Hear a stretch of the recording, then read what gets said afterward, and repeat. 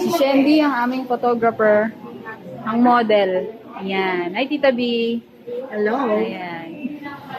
Day 1. Hi, B. Hi guys, day 1, lunch break. Yes. Hi, Tita Con. Marami pa tayong araw. Ay, si Denver. Oh, pakipicturean siya. Then, sorry. Pakipicturean siya. Solo niya. Smiler.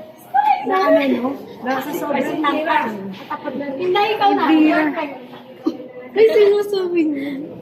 Mag-shot namin Tabi.